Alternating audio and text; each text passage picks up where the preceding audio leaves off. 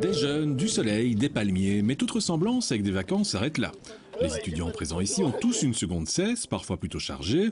C'est le cas de Gauthier qui doit repasser 11 examens. Pour les réussir, il passe 5 semaines en internat à raison de 9 heures de cours par jour. Je me donne, et mes parents qui sont derrière moi me donnent aussi les moyens pour réussir ma première année. Un effort pour Gauthier, mais aussi un solide effort financier pour ses parents, car suivre ce genre de session coûte cher. Ça revient à 840 € par semaine, tout compris, donc la nourriture, le logement, le suivi des formateurs. Il existe évidemment des formules moins chères, mais il faut alors voir quelle est la formation des professeurs. Dans certaines structures, il s'agit d'étudiants qui n'ont pas forcément des qualités pédagogiques. Pour tenter de réussir sa deuxième cesse, Laurane préfère la formule proposée en internat. Il faut dire qu'elle est une habituée du système. L'an passé, j'ai eu une grosse seconde session.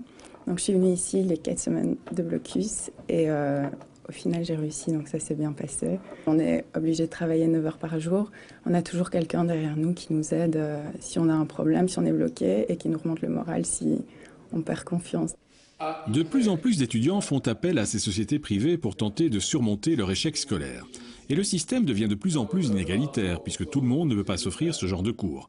Alors qu'en toute logique, c'est l'enseignement officiel qui devrait s'occuper des élèves en difficulté. La transition secondaire supérieure se passe très très mal en Belgique.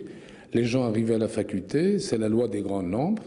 Le professeur considère qu'il y a un prérequis, chose qui n'est pas tout à fait vraie.